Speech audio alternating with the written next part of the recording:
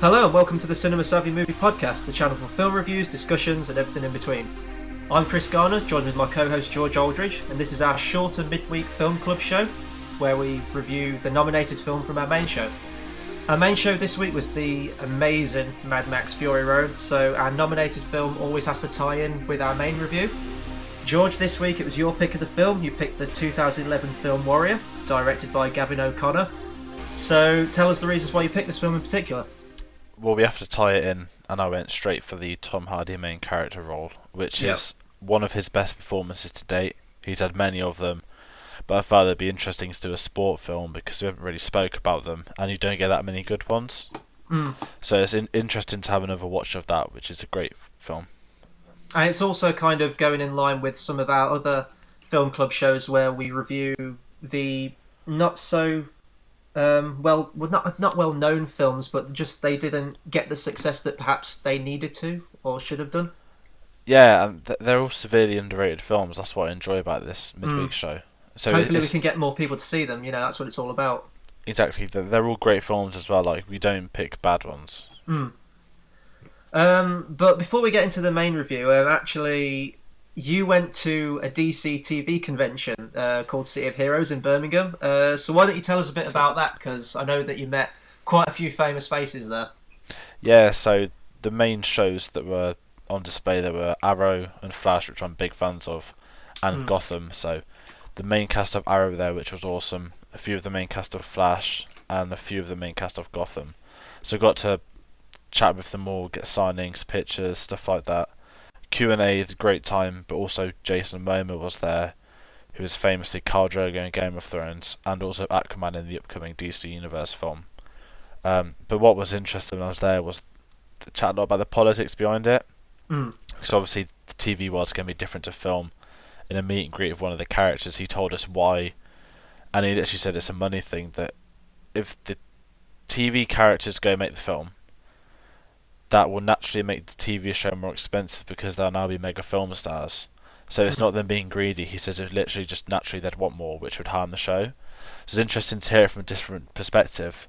But it was a great weekend. I mean, I got loads of spoilers for season 4 of Arrow. Got to chat with them. I mean, a few of them are my favourite characters, so that was awesome meeting them in person. And it was in Birmingham, which is just up the road from me. So it was a great weekend, and I'll be going again next year for sure. And you actually got a few pictures with the cast as well, didn't you? I know you said you got one with Jason Momoa, and two, how you have him pictured in your head, add like an extra foot on top of him, because he's just a monster. He's a machine. He was there, like, literally, you get Khal Drogo.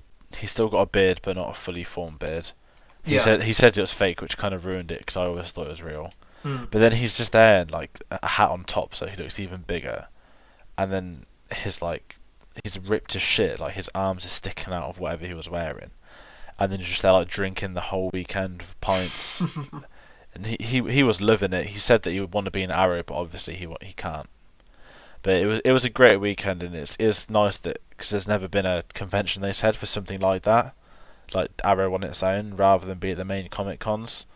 So they kind of hinted that they'd all be back next year, and it was a good weekend. It was definitely worth it.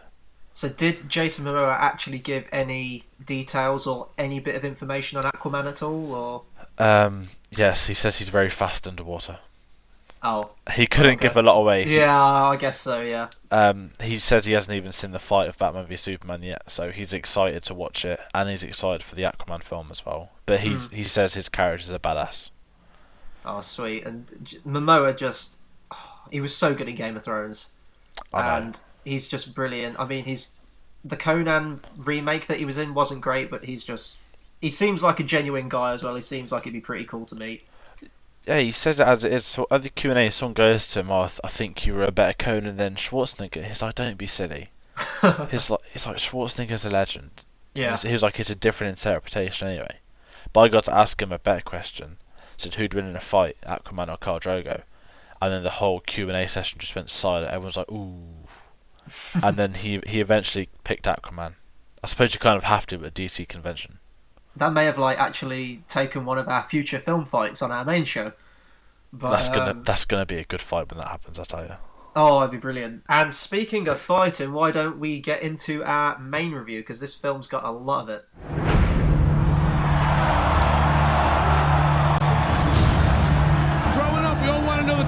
in the neighborhood was, right? I want to know the toughest man on the planet is. That's what we're going to find out. Brendan, it's me, Pop. What are you doing here? Tommy's back. Did he say if he wants to see me? I'm proud of you, Tommy. What you did for that kid in the tank. What was I supposed to do? Let him drown? Tommy Reardon, you saved my life. Look, Brendan, the bank has got to go by the new appraisal figures. You're upside down on your mortgage. How much do you need? I didn't come in for long, Frank. I was hoping that you would train me. Are you serious? I thought we agreed that we weren't going to raise our children in a family where their father gets beat up for a living. Brendan, you're a teacher. You got no business in the ring with those animals. Actually, I used to be one of those animals. Guess I forgot to put that down on my application. There's this big tournament.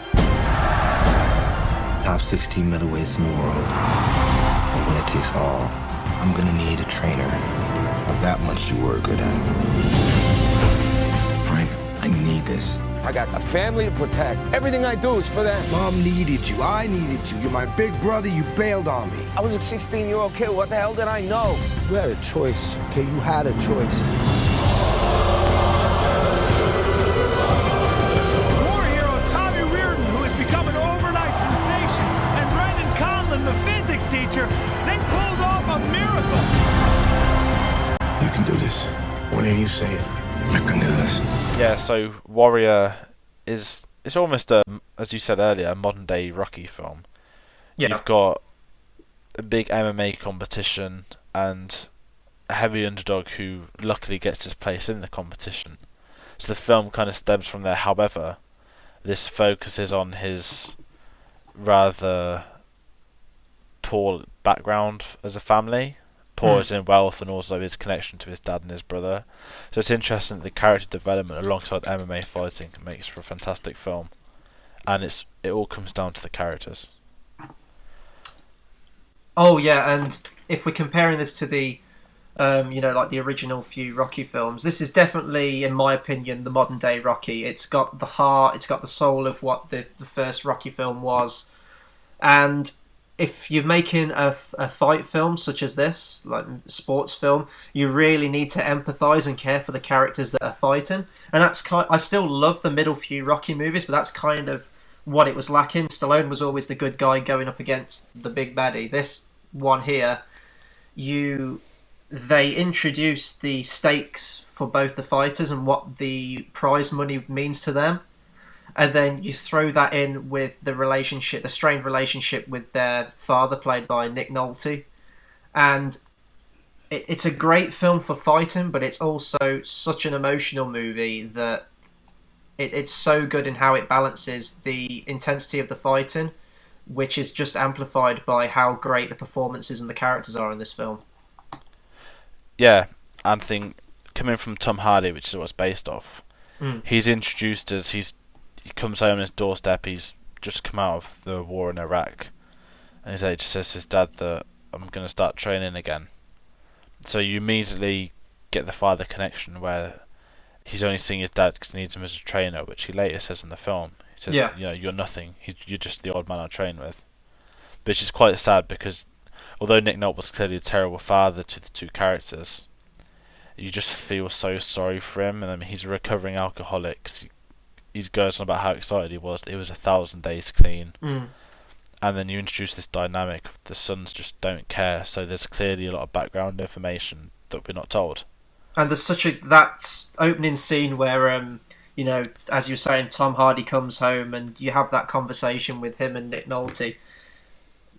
We can tell that we kind of see both sides. We agree that we want to empathise with Nick Nolte because he has changed from the description that Tom Hardy gives of him, that he was an alcoholic, he was abusive, he didn't have any time for his sons.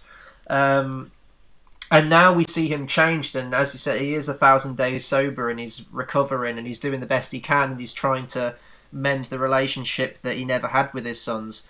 But we also can see Tom Hardy's side of it, where, if we would put ourselves in that situation, we probably would feel like that.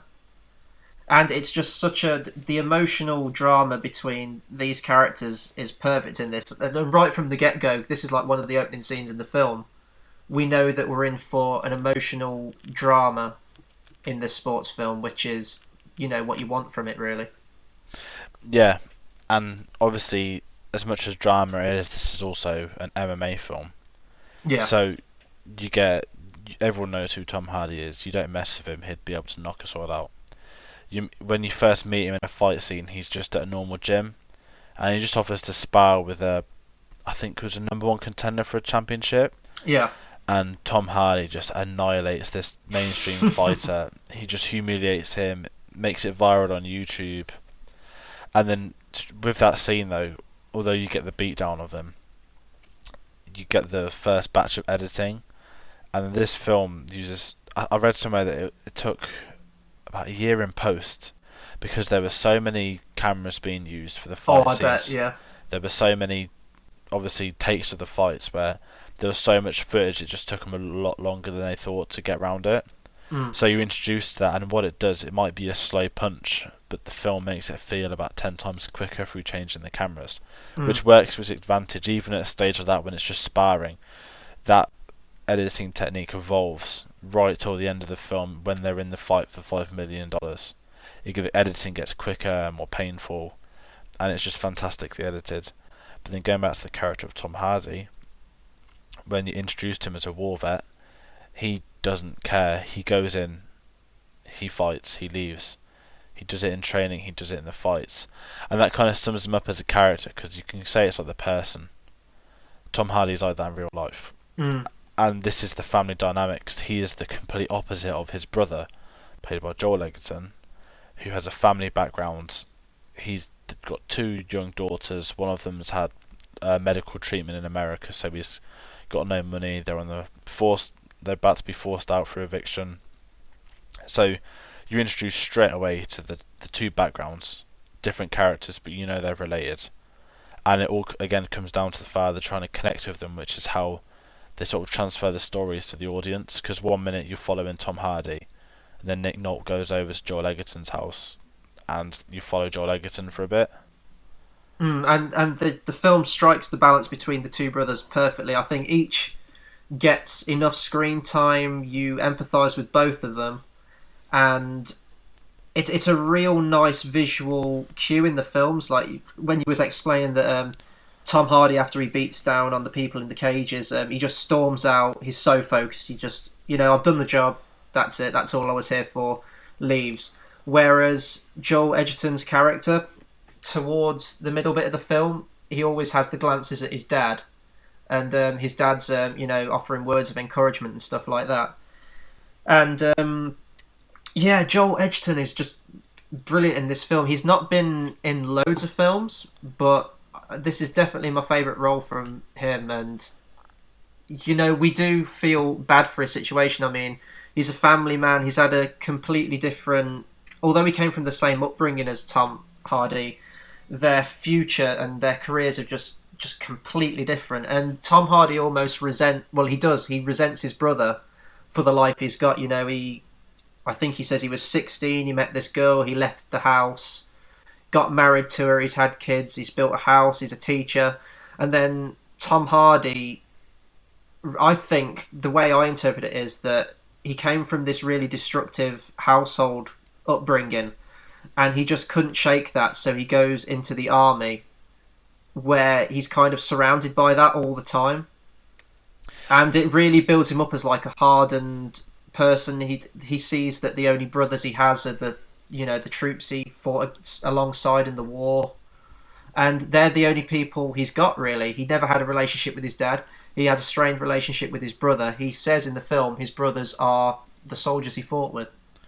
Yeah, because with the film, there's a $5 million prize fund for the winner of the fight, and it cuts to an interview of the widow of Tom Hardy's best mate in the war, and she says, Tom, he promised all the money he gets from the fight, but then she's saying that he does too much for him.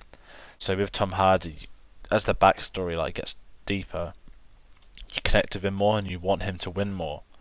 However, this parallels perfectly with Joel Edgerton, whose backstory as he goes on about the eviction, you want them both to win, Mm-hmm. and it sets up this dynamic which you don't see in sport films. With Rocky, Rocky's always the hero, as you said earlier, and he's always fighting a villain of some kind, whether it's of the Russian or Apollo Creed in the first film. It's always clear who's going to win, but with this you want both guys to win, and only one of them can do. So it's got this real tension for when you see it for the first time. Yeah, and the end fight is really intense, and it builds and builds, and the really horrific part where Joel Edgerton breaks or like pops Tom Hardy's shoulder out of its socket, but Tom Hardy carries on fighting. And going back to a brief point you made about the editing, the sound as well in this film is incredible. There's a bit where just before they charge at each other, the sound cuts out for a few seconds, and it's so intense and it's perfectly done. And the editing actually reminds me of the editing style from Rocky Balboa, which was the recent Rocky movie. In terms of the fighting as well, it takes that more realistic approach, like the last Rocky movie did. And I think stylistically it's very similar, and with the sound and the music and stuff, we get a training montage and it's played to Beethoven's Ode to Joy.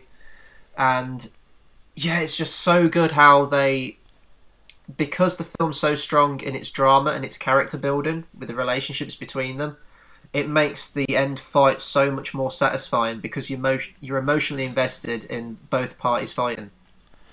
Yeah, and you want them both to win. And at the end, spoiler, Joel Edgerton's character wins, but it's the way in which he wins. He knows he's won by round 3 or 5.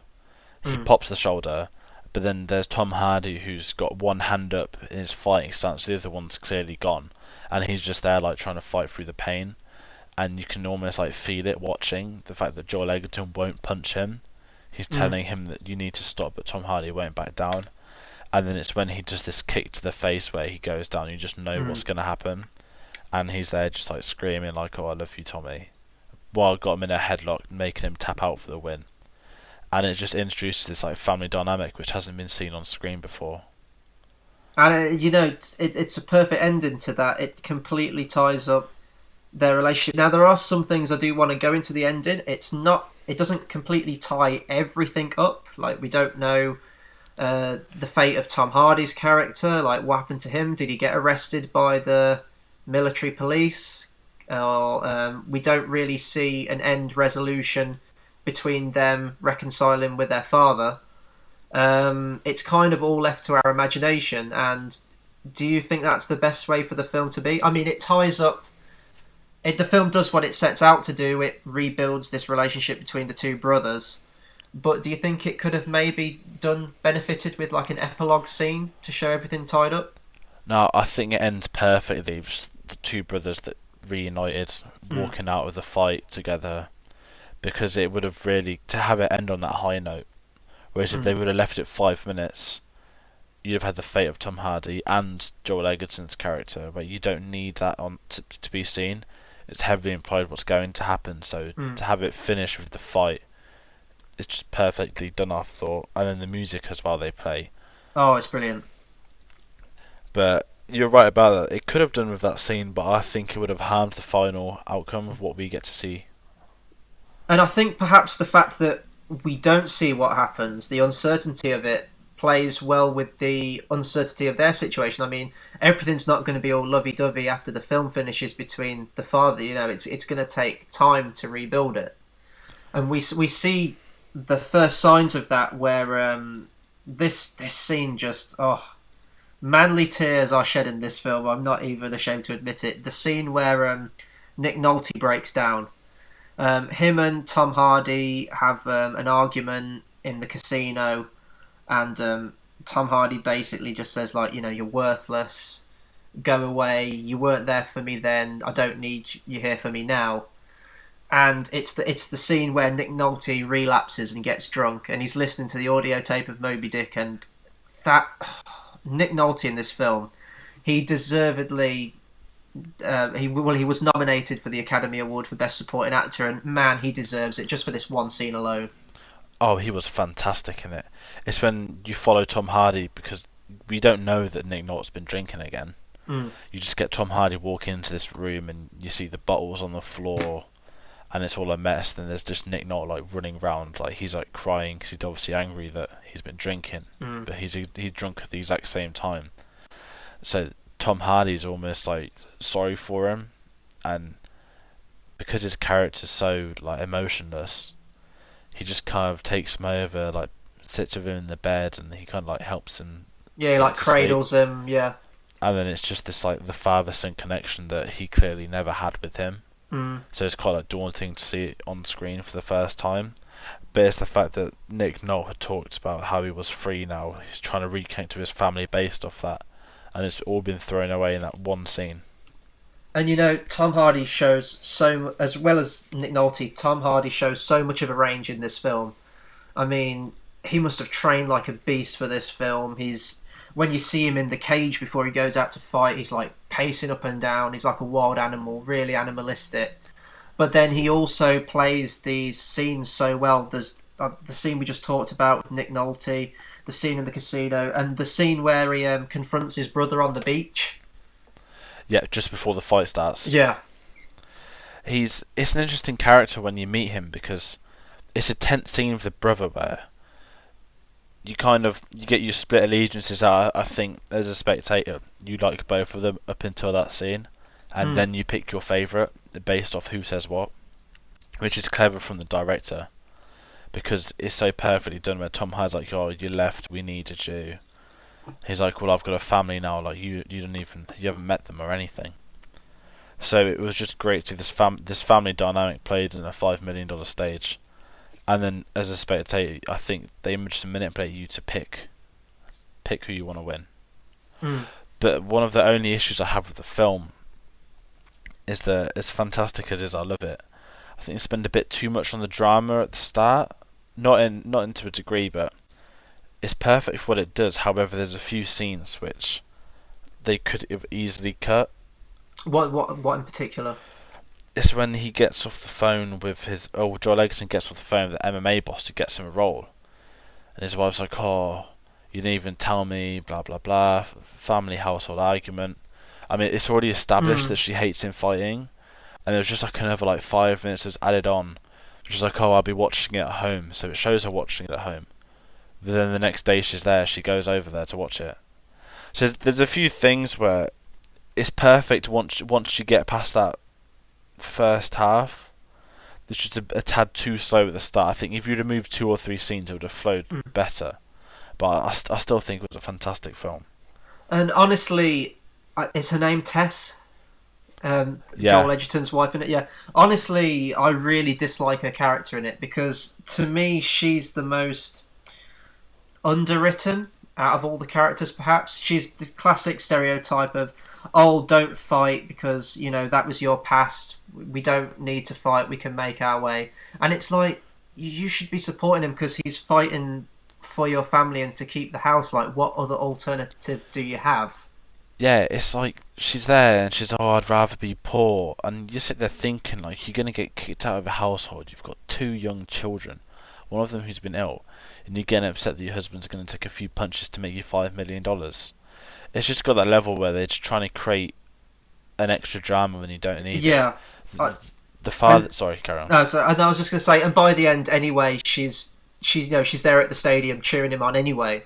So I think maybe they could have written that scene where she's against it at first, but when he says, "Look, I need you to trust me on this and be with me while I go through this," then she could have agreed. But instead, she kind of walks away and doesn't speak to him. And I can see what you mean there, but I don't think it harms the film so much. But I think we already did have enough drama and stakes in the film anyway. Yeah, I mean, I was going to say the father dynamic, that's the key drama that connects the whole film together. Yeah.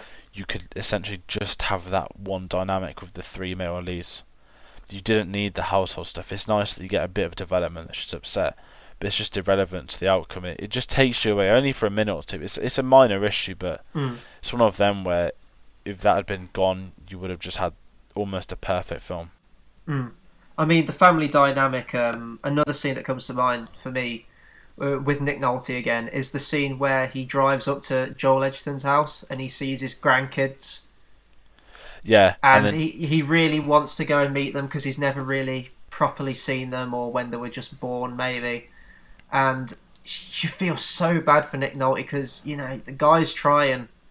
And out of the two brothers, Joel is definitely... I'm calling them by their actors' names here. We should probably call them by their characters' names. But Tom Hardy is Tommy and Joel Edgerton is Brendan. So out of the two brothers, Brendan is probably the most receptive into forgiving Nick Nolte. Again, I'm just going to call him Nick Nolte because that's who he is. But there's still that animosity there, and there's still that pained history there. Yeah, I think what summed that scene up is when he goes home, the little girl's like, "Who's that?" And he's like, "Oh, it's just a nice old man." When it's like it's you know, it's her granddad, and he won't. There's stuff that's gone on so much that he won't even like tell his grandkids who it is. Yeah. So the dynamic's perfectly set up, but you do feel sorry for Nick Nolte. But then you shouldn't do, because clearly he must have done wrong. But the issue of that scene was Brendan comes across as more of a spoiled, upset kid. That, oh yeah, you always favoured Tommy over me, and it felt like one of them. But you know what? That's Nick Nolte clearly did that, and it would affect you if you're growing up. I mean, he's clearly a good MMA fighter as well. The fact that Tommy was the clear favourite, you know, he offered to train him. He only bothered to see. Nick Nolte only came over to see him once he'd met up with Tommy and stuff. So you can see where he's coming from. But the dynamic, it felt, it's just creating the perfect tension for the final product, which is the fights. And because he kind of, it doesn't show it on screen, but you get the scene where Nick Nolte comes in at the end of the fight, and then Brendan just like nods to him, and he nods back. So that's kind of the almost forgiving part. And then the fight, one of the final shots of the film where Nick Nolte kind of takes his cap off, and it's like, yeah, you know, I've done what I set out to do. It's going to be a long process to us all being together, but the hope's there of it. If the two brothers can make peace, then they eventually can with the father. Yeah, I think that's what it ties at. And luckily, it's one of them films where it would have been so easy for them to do a sequel, because I think it didn't meet its budget back. However, it got a big home release sales. It's one of them where you could have had one or two more films, but it would have destroyed the legacy of the first one.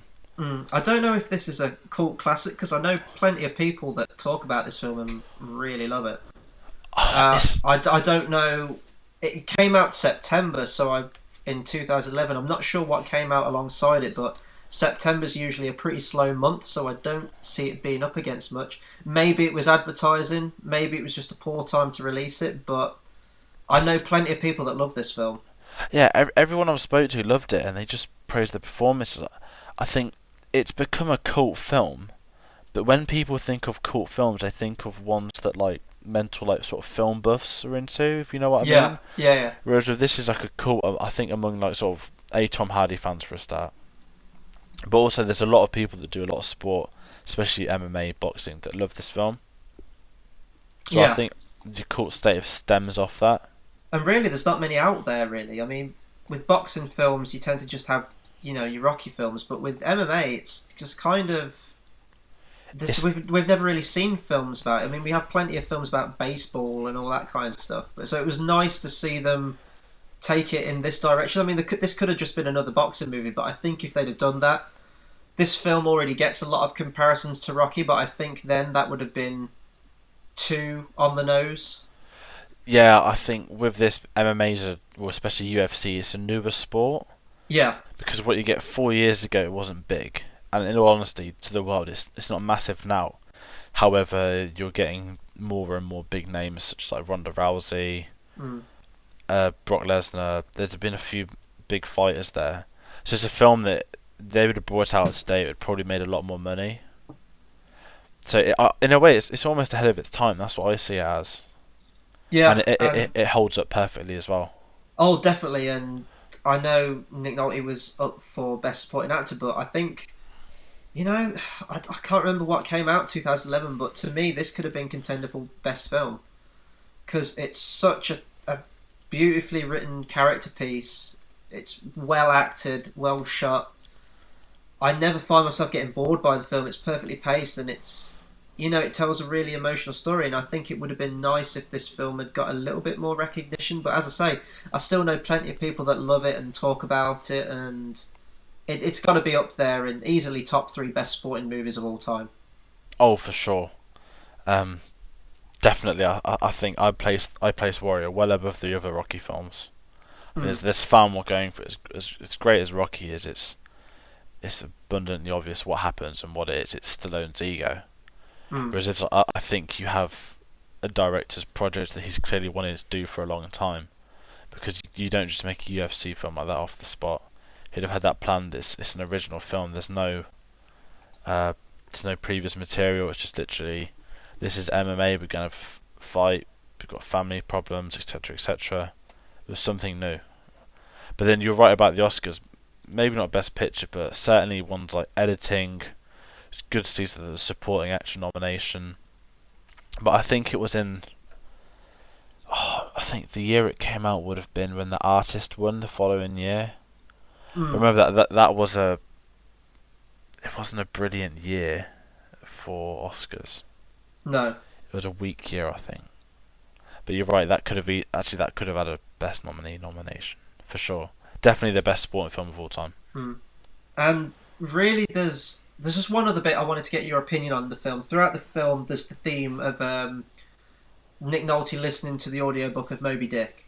And I think there's a lot of story and thematic points you can draw from that in correlation to the actual story. I was curious as to what your interpretation of that was and how it relates to the story.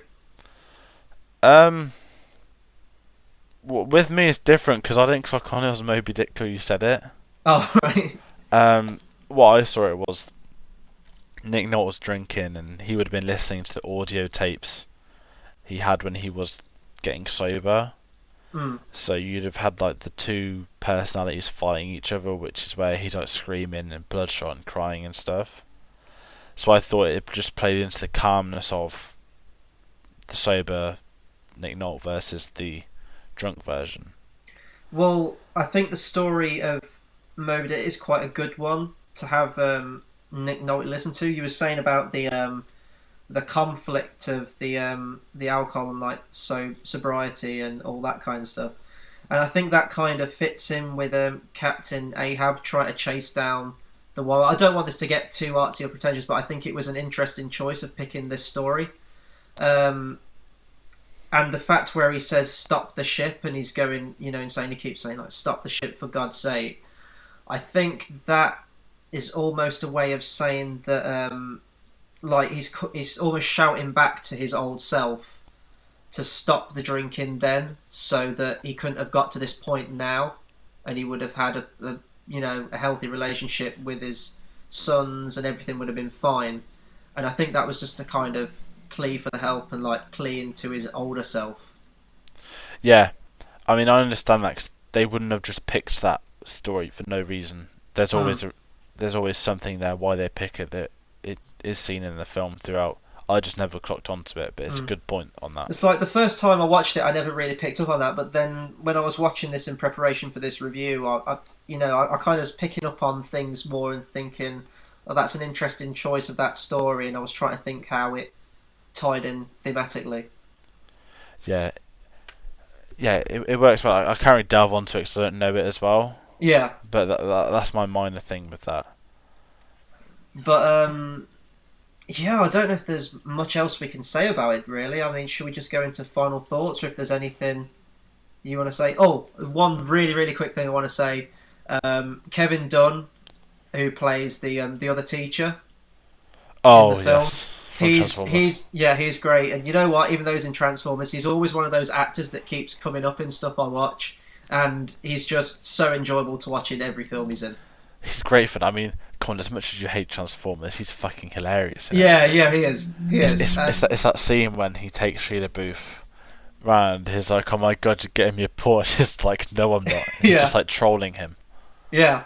Nah, it was nice to see him because I love seeing people like that just come onto minor roles. And his character's brilliant. Like it's the scene where he's kind of reprimanding Brendan, and you think, oh, this character's just going to be the cliched teacher who's telling them not to do it. But then, as he's about to like kind of go with him to talk to the it's like the sort of school governor, isn't it? I guess really. Yeah. He's going to talk to him about his suspension. He just goes, MMA, huh? Oh, cool. And he's actually secretly a massive fan of MMA. And then all the kids are saying they want to watch the final fight in the hall, and he's kind of against it. And then, it keeps cutting back to him during the fights, and he's just getting so into it, and he's cheering, and he's brilliant. It's when he hugs one of the students as well. Like a head teacher would never do that. But that's what's great about it, because it's just even the little things. You can take the drama away, and you've still got these other characters that we like. Yeah. I think the film does an incredible job of writing characters. It's mainly just the wife that is underwritten. Yeah, I think they should have either... I think she could have been written better, but I mean, her character doesn't completely undermine the film by any stretch of the imagination. It's still good, but it's just... She may have been seen as a little unnecessary in parts, I guess, but besides that, solid film. Yeah, definitely one to watch. And I think we've kind of summed up our final thoughts really there. Definitely see it if you haven't seen it already. Hopefully we haven't spoiled too much of the film. It didn't make its budget back. It was 2 million short, so we definitely should support films like this if you haven't seen it. Brilliantly directed, brilliantly written, a really compelling story and character piece, and definitely by far one of Tom Hardy's and Nick Nolte's best performances. Oh, definitely. It was a great return for Nick Nolte in cinema. And my final thoughts is, if you have seen this film and you don't want to watch it again, go and watch Mad Max. Yeah. Oh, we cannot... We need to sell that film because it's so good. And it's doing all right so far at the box office, but it could be doing better. No, it's going to get a lot of money. It's just going to have a steady flow for a few months. I think it's going to rely on people like us, word of mouth. Just go and see Mad Max Fury Road, because I don't think you'll be disappointed. If you come out of that film without at least cracking a smile once, then you have no soul. Yeah, you have no soul. Just it's so fun, and it's a great action movie. Just go and see that, because Tom Hardy's a great actor. Oh yeah, Tom Hardy. He steals films. Very rarely is Tom Hardy a minor guy. And his next movie is Elton John, or something like that. They're going to do like a biopic on Elton John. There was rumours. I don't think that ever happened in the end. His next film is Legend, where he is playing both of the Cray twins, which is going to be unbelievable. Not to get confused by the Ridley Scott movie Legend with Tim Curry as, is it Darkness, like the gigantic Satan guy? Oh yeah. Yeah. I don't like him at all. Oh, it's an okay movie, but Tim Curry's just great in that movie. But yeah, Tom Hardy's definitely the one to watch, because I mean he's already a big star now, but his career is just going to get better and better. Oh yeah, just the craze. That's going to be Oscar standard. Oh, that's going to be so. I mean, Bronson. I think Bronson's my favourite Tom Hardy performance, because he's just so crazy in that movie, and he's intimidating as hell. I mean, he's intimidating in quite a lot of films he's in, but Bronson, my God, he just completely embodied that character. See, it's interesting, for an actor so young, he has so many defining roles. I think I'd have to go for Locke, which is Tom Hardy in the car for 90 minutes, and it sounds unbelievable, and he's just fantastic. I haven't seen that movie. I can't really recommend it because it's not official on this, but it's one worth watching for sure. And I mean, we can't forget his stellar performance in Star Trek. Was it Star Trek 10? I think that was like the first film he did, or one of the first films he did. I haven't seen it, but I heard it was very early on. But he's also in Band of Brothers. If you've seen that too. I've actually got the DVD box set, and I've had that for about 3 years, and I haven't got around to watching it yet. It's fantastic. If you watch it, you'll be, oh look, it's young James McAvoy. Oh look, it's a young Tom Hardy. Oh look, it's a young Michael Fassbender. Everyone's in it. It's so good. It's worth watching for sure. I'll give that a watch sometime. I've got so much stuff I need to go like back and watch. It's unreal. So many films, so many TV shows, so little time. But I'll get around to them eventually. Oh yeah, definitely. But yeah, I think I've said everything I want to on Warrior. Go and see it. Have you said everything, or...? I think so. I've covered most of it. You got him! This is impossible! The two men fighting for the championship tonight are brothers! The war!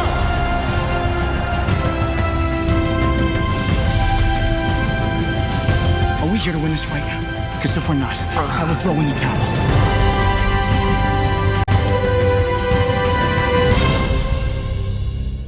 Okay, so that was our review on Warrior. Be sure to subscribe to us and comment on YouTube. You can also find us on Facebook at facebook.com/cinemasavvy. We're on Twitter as well. Find us at twitter.com/cinema_savvy. If you just prefer to listen to our audio reviews of this, you can find us on Podomatic at cinemasavvy.podomatic.com. Or we're on iTunes. If you just search up Cinema Savvy Movie Podcast, you'll find us there, and all our shows are on there too, our previous ones. So check us out. On our Monday main show, we'll be having something slightly different. We're going to be introducing our top 10 lists, where we'll have our top 10 original movies. We'll also have our Tomorrowland review in there as well. So stick around for that. That'll be coming out next Monday. And until then, thanks for listening.